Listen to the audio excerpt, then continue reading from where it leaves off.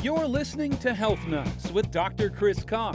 Making lifestyle changes is hard for many people, and not knowing what to do or how to do it makes the task all the more daunting. Here at Health Nuts, we focus on helping you live a fuller life by discussing everyday health issues and exploring breakthrough solutions on how to overcome them. And now, here's your host, Dr. Chris Carr. Welcome to Health Nuts. This is your host, Dr. Chris Carr. I got a special guest with me today. His name is Dr. Scott Beck. Dr. Beck is a personal friend. I've known him for many, many years, and he's just ready to share some knowledge with the audience.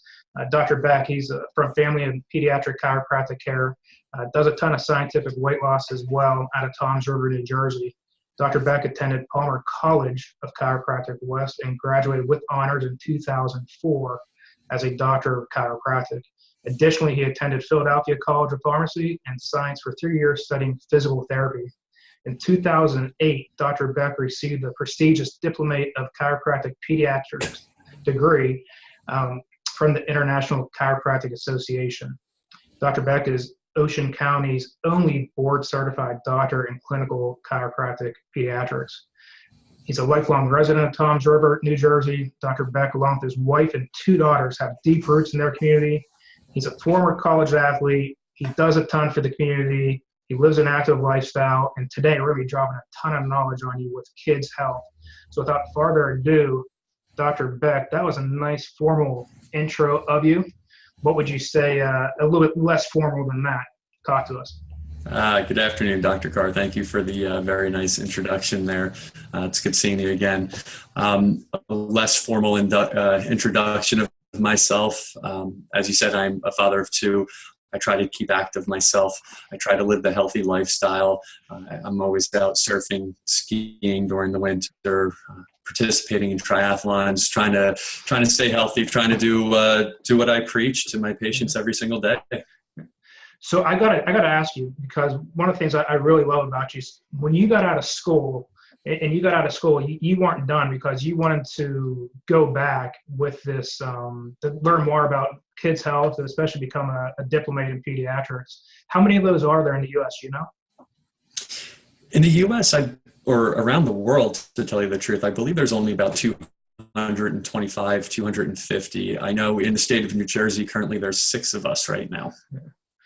So then that program was a couple years long. You went back and got that, and I know you just see a ton of kids, and you've seen a ton of kids in your practice. That's where I'm really excited to kind of get some feedback on you so you can share with the audience a lot of knowledge you have on this subject. But before we get to the nuts and bolts, if you will, to today's podcast, I always like to start off these podcasts with a positive quote or a positive affirmation. What's one of the things you live by, or what are the things you kind of taught yourself? Do you have any affirmations you go by from day to day? Well, I don't know that I have one specific one, but I do know one thing. And I tell patients this every single day. I tell colleagues this every single day. If you have goals, write them down. If you put them in a place that you could see it, look at it daily, look at it multiple times during the day, whether it's professional, whether it's personal. If you want to get ahead, you need to write down your goals. Second thing is, take the word but out of your vocabulary. I'm going to lose weight, but it's Super Bowl's coming up this week, so I'm going to eat pizza and wings. No, it doesn't work like that. If you're going to accomplish anything, get the word but out of your vocabulary. Yeah, it's funny you bring that up. I had a workshop this past week, and Les Brown is one of the speakers, and it's kind of but is a dream killer. And I think we all have that. We all have this, I would be here, but I would try this, but. And it kind of works across the board until we clean up all the, between our ears, if you will, the mindset shift. It's really hard to make any type of change, whether it's in your health, or if it's in your kids' health, until you clean up all the stuff you have between our ears. Because you're going to go home typically from work and throw the TV on, you're hanging out with your kids, and it's kind of doom and gloom that we see online or we see on TV, and that can kind of interfere with our own personal mindset. So I love that one. That's 100% true. There's so much interference in the outside world, and if you go to all of that, it's really going to interfere with how you take care of yourself personally, your children, your family, everything. So with that being said, I'm just really looking forward to this with with hitting up on the pediatric and the kids info. A lot of times, most of us are parents out there in the audience that are listening. We might have young kids. I know you have 2 young daughters. I got a 9-month-old. But even for the older kids as well, for the teenagers, some of the knowledge you're going to share with them. And some of the stats I was looking at when I was doing some research for today's talk, I was looking at just some crazy stats. There's roughly like 6.4 million kids between ages 4 and 17 have ADHD. Yes. They're diagnosed around 7 years of age. Symptoms are showing up between ages 3 and 6. Those are crazy numbers. So it's unbelievable that the numbers out there. And then, you mentioned ADHD, but you look at autism, autism spectrum disorders. We're diagnosing more and more and more of these disorders, of these diseases with children. Obesity, if you look at the numbers of obesity in children, it's tripled since the 70s. I mean, you're seeing type 2 diabetes in children now. Type 2 is an adult onset diabetes. So there's so many different conditions that are affecting children younger and younger and younger now. And, I think it's how we're living our society, what we're doing to ourselves, what we're putting in our bodies. It's all contributing to it. I mean, these diagnoses weren't happening when you and I were kids. They certainly weren't happening when our parents were kids. It's progressively over the years. If you look at the statistics of the numbers, it's unbelievable. So in your mind, because when we were growing up, it wasn't, it was around, obviously, but there just wasn't anywhere close to as much. So is it being just more appropriately being diagnosed now? Or what's your viewpoint of that? You think it's just we're just more on it now, or you think the kids are that much more sick? Honestly, I think kids are much more sick. Are we diagnosing it more now? Yes, of course we are. Are we subject to it more with the internet? Of course we are. We didn't grow up with the internet. So, growing up in Toms River, New Jersey, I didn't know what was happening in Pittsburgh. I didn't know what was happening in Kansas or wherever you might be. So now, yes, we know about it more. We see it more. However, I think it's what we're doing to us. There is more antibiotics in our foods. There are more pesticides and herbicides in our foods. We're not farming properly like we used to, so we're not getting proper nutrients. The U.S. consumes, 95% of the world's prescription medications. I mean, we're making ourselves sicker.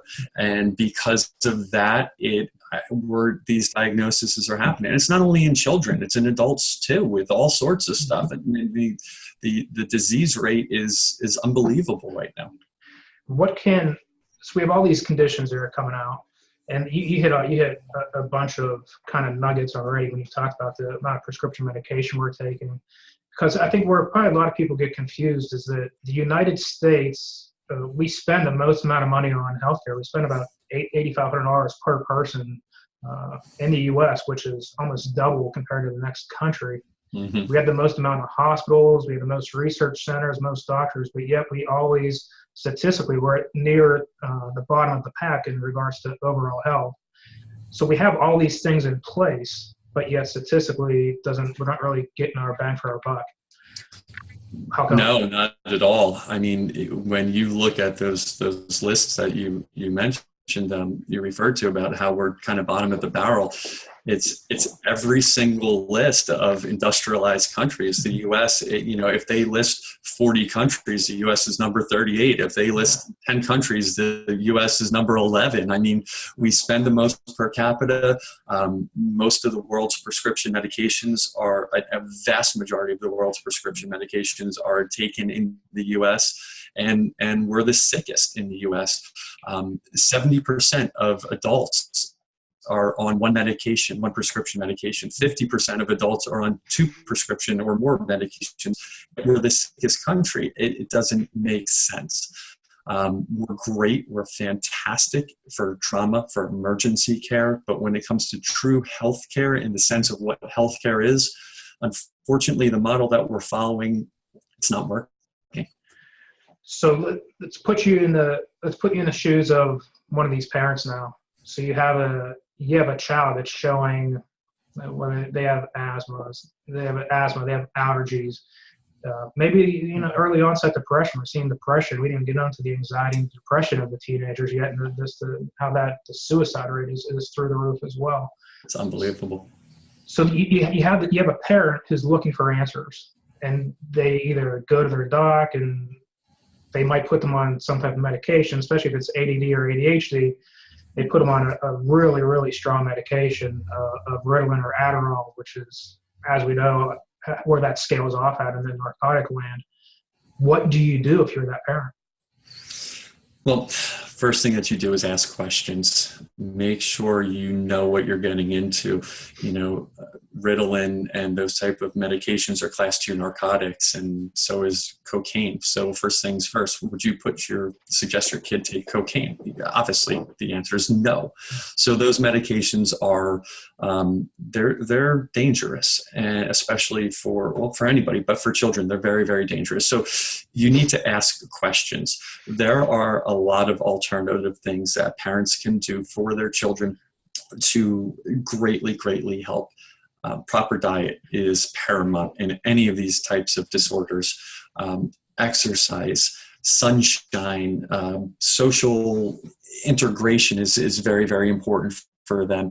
Limiting screen time. We're a society where you're in front of these computers and iPads and iPhones constantly. There's study after study showing that for brainwaves and for everything else, it's really detrimental to you. So is there hope? Yes, there's hope. Is it very, very, very difficult raising 2 young girls, that have energy beyond what I could ever imagine? I know that there are times where I can just be like, oh my God, can you settle down? So we all experience it, but that's normal for children as well. It gets to a level with some of the children with ADD, ADHD, where there's imbalances, and you have to balance the brain. You have to balance the body. So there is hope. There are ways to do it naturally. And children get a lot of good results with it as well. So with all of those being said, to kind of get to a little more specifics, you said limiting screen time. Any ideas, like what would you say per day or how much time should a kid, and it depends on age as well, obviously. Sure, it definitely depends on age, but in your typical childhood age range, school age range, and now this is difficult because schools are now wanting the children to be on their computers and things are more done online. So outside of schoolwork, I guess I'm going to have to put that disclaimer in there. Outside of schoolwork, I would very much limit my screen time, video games, TV, iPad, the telephone, whatever. I would limit that to no more than an hour, and definitely not before bedtime. It messes the screen will affect your brain waves and doesn't allow you to sleep properly. Your body needs to sleep properly because that's when you're going to heal. Your body regenerates when you're sleeping. So it's very, very important. And that screen time right before bed is very, very detrimental. That's a huge one because I was a headache sufferer when I was a kid growing up, and I think one of the reasons looking back on it is because the amount that was me. I was on the computer a ton, watching TV, playing video games, and they didn't know any better. And my diet, you hit the nail on the head. Yeah. My diet when I was growing up was like peanut butter, wafers, and soda. And that was like my staples. Nice. Yeah, it was a solid diet, and it's no fault of my parents; they didn't know any better. But at that point, what kind of dietary things are we looking for as a parent? What are we trying to get the kids to stay away from?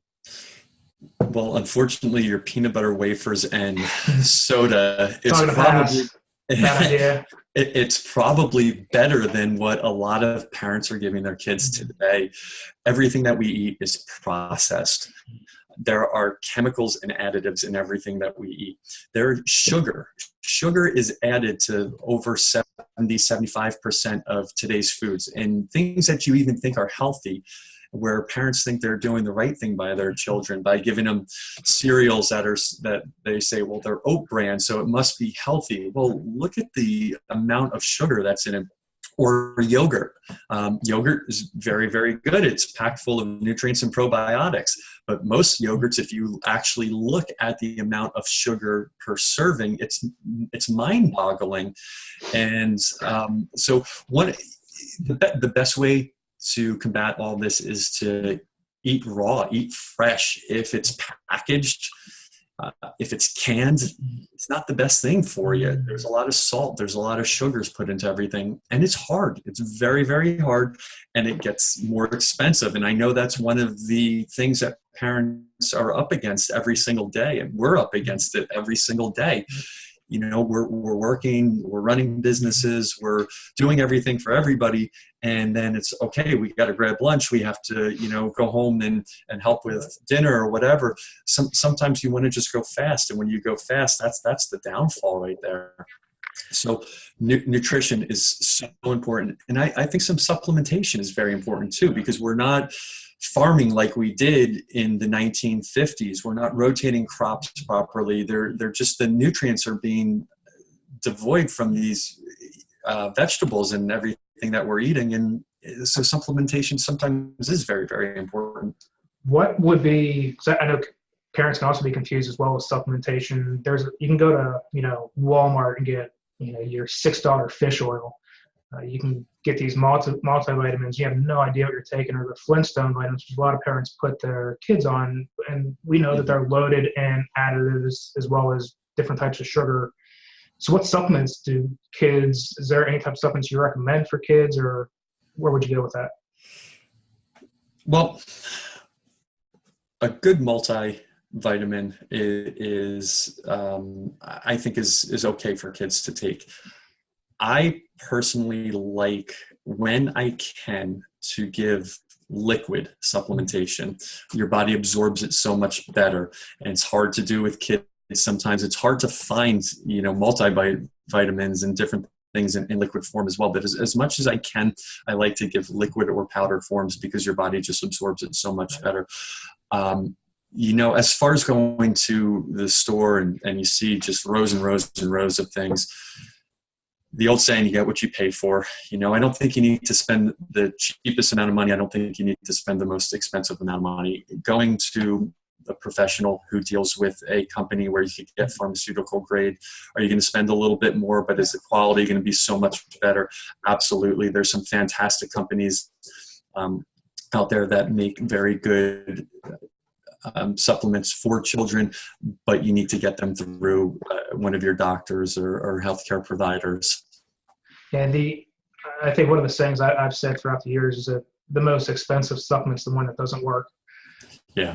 So if you're spending, you know, you're spending $5 or $6, $7, but if you're just urinating it all out, then you're just throwing your money out the window regardless. Yeah, absolutely. Absolutely. You know, you got to go somewhere within the middle of it.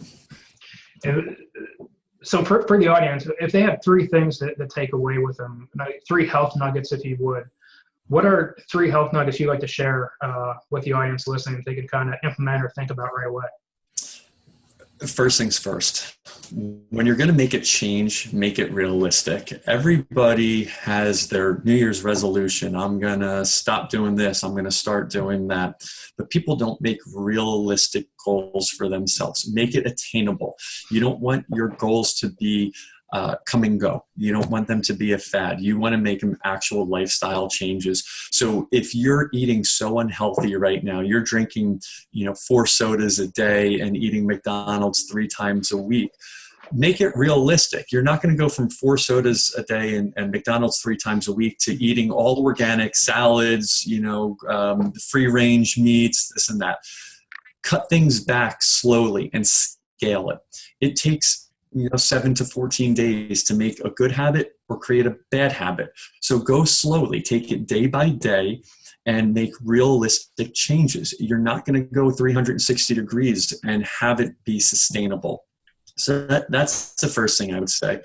The second thing, because of our society, the toxins, the chemicals, the drugs, everything that we're consuming, that we're putting in our body, I think one of the major things that a lot of people need to do to increase their immune system is to heal their gut. And we could go on for hours of talking about healing the gut, but it basically comes down to, repair your gut, remove the foods and the chemicals and the toxins that are harming you, replace it with and repair your gut with healthy foods and some supplementation sometimes, and rebalance your gut using probiotics.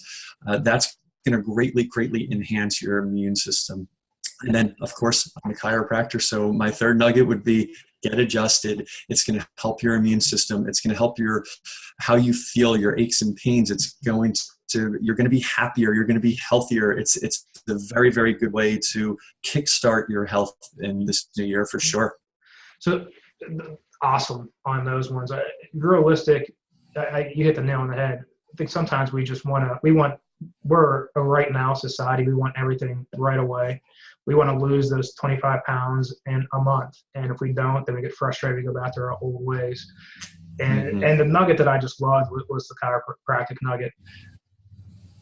Kids getting adjusted, if the kid's not in so-called, no pain, why would they still get adjusted? It's a great question. It's a question that I get all of the time.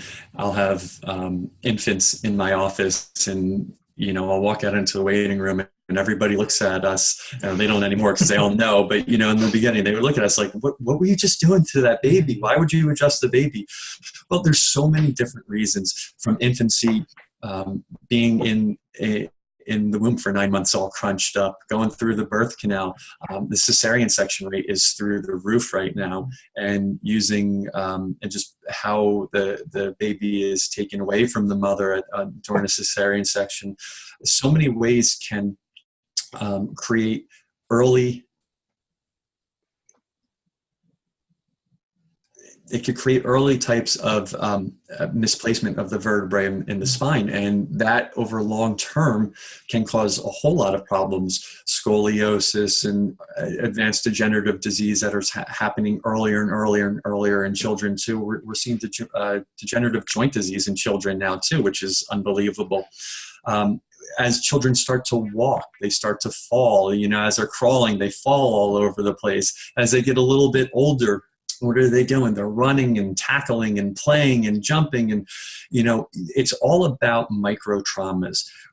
We don't always feel pain. Pain is one of the last symptoms to show up. It's one of the first symptoms to go away, even in adults. So it's about these repetitive stresses, repetitive injuries over time. And when that happens, your body's not functioning at 100%. When your body doesn't function at 100%, you can't function at 100%. So I see a lot of children from a very early age as a wellness approach to their health. I'll see a lot of children who have torticollis, where their head's tilted to the side, and from the birthing process. We see lots of children from riding their bike and falling down, or slips and falls, or just playing with each other, to avoid further issues down the line, to help with different conditions, asthma, allergies, ear infections, bedwetting. We see children just for overall health. I have people coming in here. Sometimes you would think I'm a primary care office where everybody's sick. Well, they come in to get adjusted because they know a lot of times by getting adjusted, it's going to help your immune system, since your nervous system helps with every single function of your body, increases your immune system, helps everything drain, and they just feel better. Now, I love it. And it was, especially when you hear an authority figure like yourself, because you have that diploma in pediatrics, you've got the extra education that a lot of us in the field, which is myself, I just had the regular schooling, but I didn't go on with the additional in the pediatrics. So I just love to hear that the knowledge you shared with that. Now, one of the last thing before we get things wrapped up here, I always love to ask this question, and it's, so you scale yourself back, 25, 30 years, probably not that, let's say 15, 20 years. It's your younger self. And you had the chance to kind of drop some knowledge on your younger self, knowing you're going to be an entrepreneur, knowing you're going to be a dad and a husband. What would you tell yourself? That's a great question. Be more like you, Dr. Carr, is probably what I would say. I get that a lot. Absolutely, you do. Beyond that, quite honestly, I think one thing that I would have done differently is read more. There's so much information out there. I come from a family, my parents read a tremendous amount. My brother, who's an attorney, reads a tremendous amount. I never really got into reading as much as I would have liked to. So I think you can gain so much knowledge by reading, by just continually trying to up your game in no matter what you do, and read different things too. You know, we're in the healthcare field. I don't want to read just healthcare. I want to read other things. I think that would probably, it's so beneficial. Pick up a book, he says. I like it, because the University of yeah, that's not the University of Google. That's it. But so I'm going to throw just a couple quick questions at you. Best advice you ever got? What was it? Don't be afraid to fail. You know, some of the most successful people in the world have failed over and over and over and over again. And personally, business-wise, professionally, health, doesn't matter. Don't be afraid to fail. If you're afraid to fail, you'll never do anything. And if you don't do anything, you'll never change. You're going to stay status quo. And as we talked about in the beginning of this podcast, that status quo for the U.S. healthcare is not good. So if we're talking just purely healthcare, don't be afraid to fail. Make small, easy, incremental changes, and you'll get through anything. Take action. I love it. So we kind of touched on the parent now. Let's talk about the person now who's out there listening and they lack that self-discipline. They might need some motivation. Outside of them taking action, is there anything else you can share with them? For parents who want to take... Yeah, so if they're kind of like stuck and not ready to take action, or if they kind of are fearful of it, is there anything that they can do that you would recommend them doing? Absolutely. Talk to somebody who's already doing it. Surround yourself with people who you want to be like, who you admire. Surround yourself with people who have the like interests that you have. Ask for help. People don't want to ask for help in today's day and age. Get a coach if it's a healthcare issue. Align yourself with a doctor who cares about your healthcare, a doctor who's not just there to work for the insurance company, per se, to get you in and out of the office as fast as possible. And so they can bill you as much as they can, and go on to the next patient. Get somebody who cares about your healthcare. Get somebody who will sit down and actually talk to you, have conversations with you, coach you along. We all need a support system. And there are so many resources out there depending on what you want to do. Do you want to lose weight? Well, there's lots of support systems. Do you want help getting yourself and your children healthier? There's so many different support systems and coaches. Do you want business advice? There's support systems. So I think that's the best thing. Ask for help, ask questions, and surround yourself with people who are doing what you want to be able to do. I love it. I think a lot of times we just kind of hold it in and think we can do it all on our own, and nothing's farther from the truth. The best athletes, the best entrepreneurs, the best docs, they all have coaches, they all have mentors. A lot of people, they don't see the successful person out there. They don't see the blood, sweat, and tears at 5 a.m. doing the work that they need to be doing, or after work when they don't want to be putting any time in either to their family or to themselves. So it's awesome. That's it. Wow. And when you see successful people too, you also don't see their mastermind of successful people, like-minded people that they have around them. You just see this person and say, oh, wow, they did it all on their own. Most successful people in the world, like you said, they did not do it on their own. So, you just threw a ton of information on us. That was just fantastic. Thank you so much for joining this podcast and really just dropping some health nuggets for the audience. Patients local in the area, if they need to find you, how do they go about doing it? They can always find us online at our website, www.beckwellnessnj.com, and we're located in Toms River, New Jersey. And so for all you New Jersey peeps out there, you got one of the best in the business down there. Take advantage of them. Scott, Dr. Beck, it has been a pleasure. And maybe you come back another time for us. That sounds great, Dr. Carr. I appreciate it. another thing, like I said, sometimes you need help. So if there are any parents, no matter where you are in the country, if you have any, chiropractic questions about your children, feel free to email me. There's only so much I could do over email, and only so many questions I can answer, but sometimes we could help guide you a little bit. So you could find us, like I said, www.beckwellnessnj.com. Awesome. That being said, buddy, hope to talk to you soon. Great, Chris. Thank you very much, bud. Have a good one. You're welcome. So, you've heard from the experts yourself this episode and have gotten some golden nuggets on health. There is so much more to come and so much more to learn. Head on over to pghcw.com. Again, that's pghcw.com. And sign up for our newsletter where you'll receive free info on how to get and stay healthy. Thanks for listening, and we'll see you next time on Health Nuts with Dr. Chris Carr. Be sure to subscribe to the podcast and please leave a review.